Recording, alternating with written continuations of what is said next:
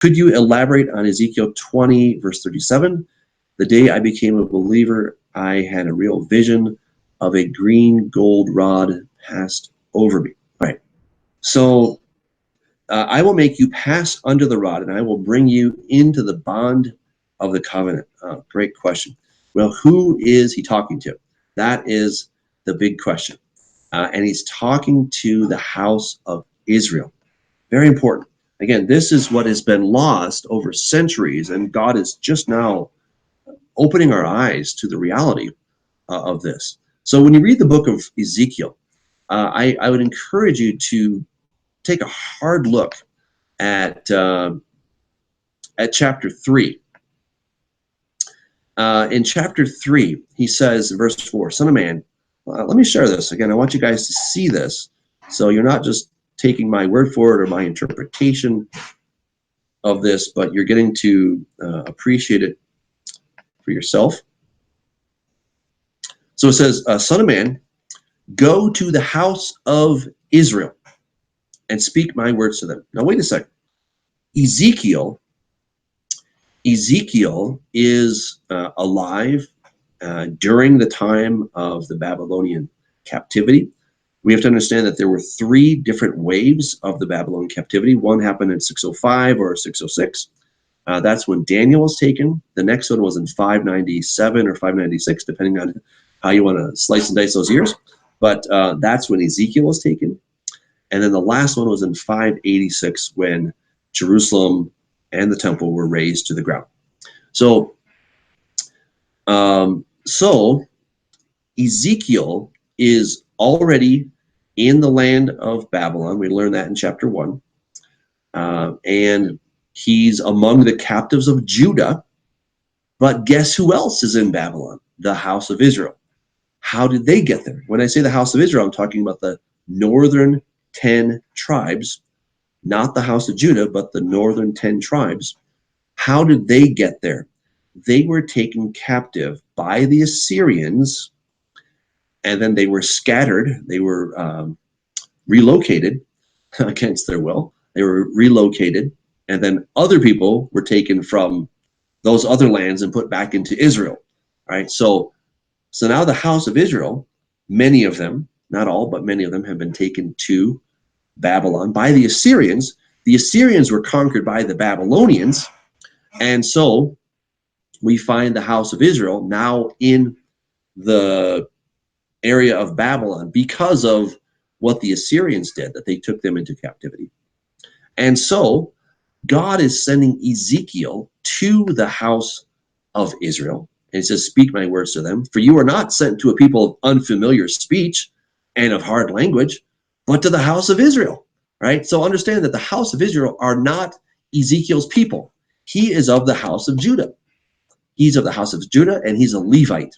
Right? So he's very much a southern guy.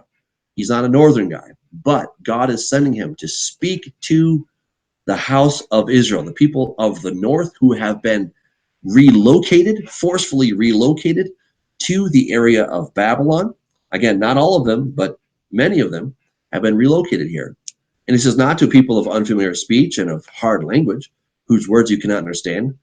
Surely had I sent them to you, they would have listened to you. But to the house of Israel, but the house of Israel will not listen to you, because they will not listen to me. For all the house of Israel are impudent and hard-hearted. So, of course, they speak the same language. They all speak Hebrew, right? They all speak Hebrew. Now, the people in the north would have spoken a northern Hebrew dialect, and the people in the south would have spoken a southern Hebrew dialect, very much like how in America we all speak English, I think most of us, and we definitely have dialects. You can go to the Northeast, and they have a peculiar dialect. And we like to make fun of them saying coffee, right? But you can also go down to Texas, and they got their southern twang. And they all make fun of us because they think we talk funny.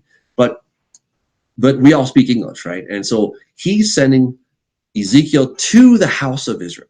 All right, so he says they will not listen to me, and he's gonna have them go and speak to them. And so that's the first part of this. So when we get back to chapter 20, here go.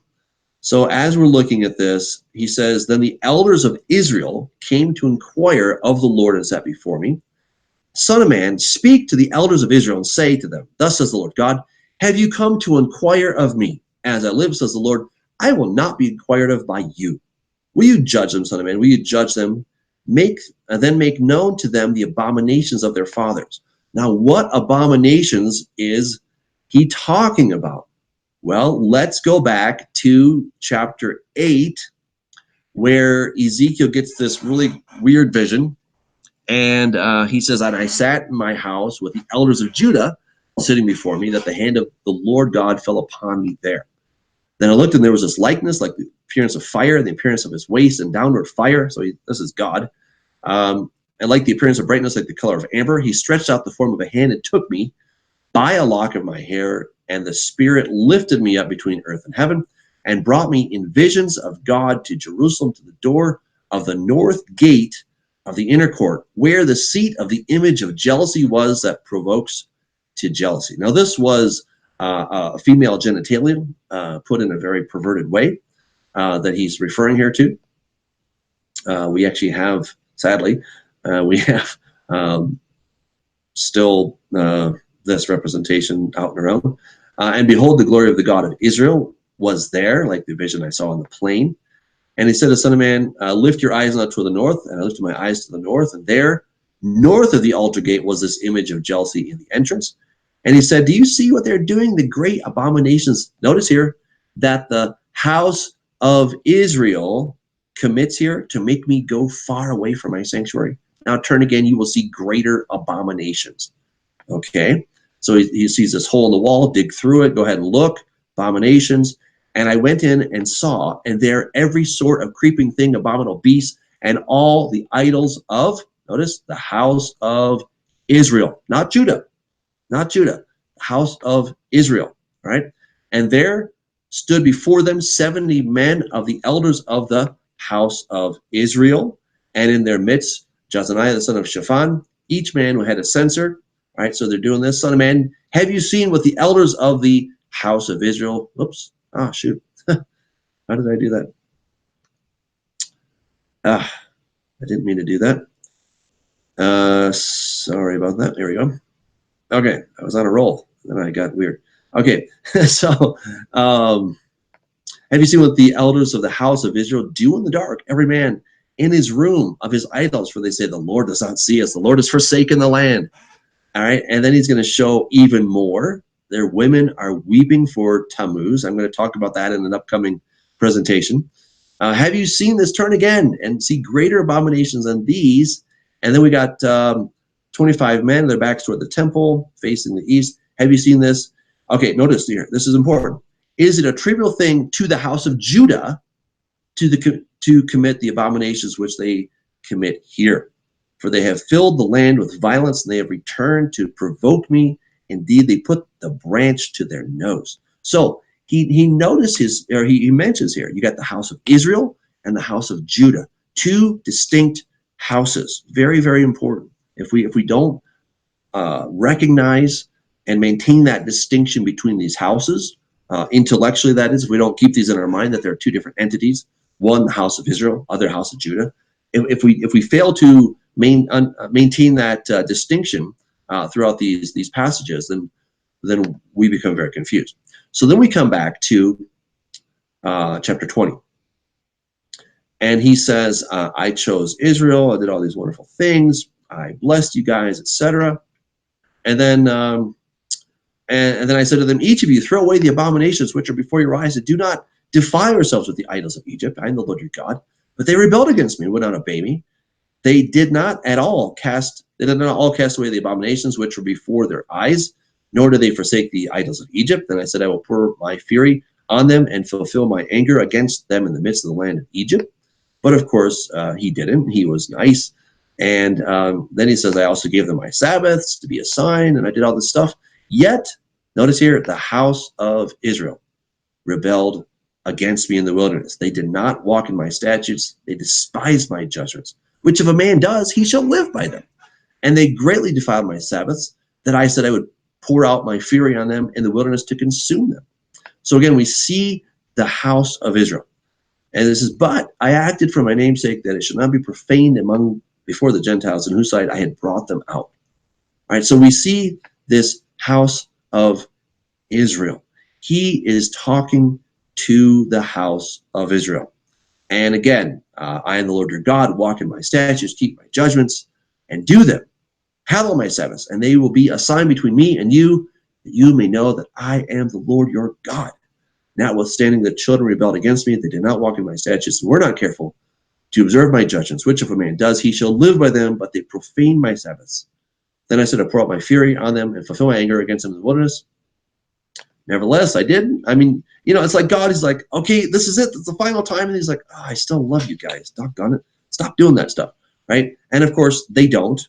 And so then finally he says, speak to the house of Israel and say to them, thus says the Lord God, in this too, your fathers have blasphemed me by being unfaithful to me when I brought them into the land concerning which I raised my hand in an oath to give them. And they saw the high hills and all the thick trees. There they offered their sacrifices, provoked me with their offerings. There they also sent up their sweet aroma and poured out their drink offerings. Then I said to them, what is this high place to which you go? So its name is called Bama, which means high place, to this day. Therefore say to the house of Israel, and notice this again here, the house of Israel, are you defiling yourselves in the manner of your fathers, committing harlotry according to their abominations? So it's the house of Israel that he is referring to. Now, when he says in, let's see here, if I remember the verse. Okay, so now he says to the house of Israel. All right, he says to the house of Israel. Let me just go back a little bit here. So shall I be inquired of by you, O house of Israel? As I live, says the Lord God, I will not be inquired of by you. Why? Why will he not be inquired of by them? He says, well, what you have in your mind shall never be. When you say we will be like the Gentiles, like the families of other countries, serving wood and stone. As I live, says the Lord God, surely with a mighty hand, with an outstretched arm, with fury poured out, I will rule over you. I will bring you out from the peoples and gather you out of the countries where you are scattered, with a mighty hand, with an outstretched arm, and with fury poured out. And I will bring you into the wilderness of the peoples, and there I will plead my case with you face to face, just as I pled my case with your fathers. Well, where do we see this happening in Scripture? We see it in the book of Hosea, chapter 2. So he's speaking to the house of Israel. Very important to understand that. He's speaking to the house of Israel. And then he says, that all these things, she didn't follow me. She went after all these false gods, the Baals, etc.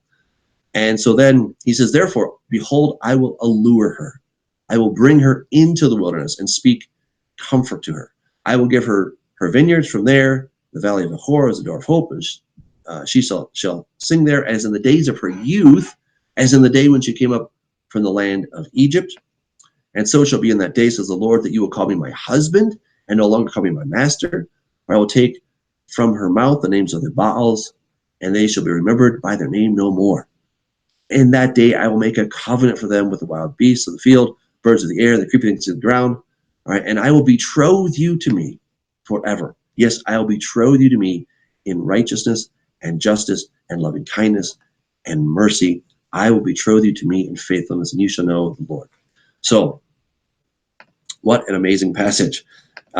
So all of that is that God is giving a stern rebuke to the house of Israel, but he's also giving an amazing promise that one day I'm going to bring you back.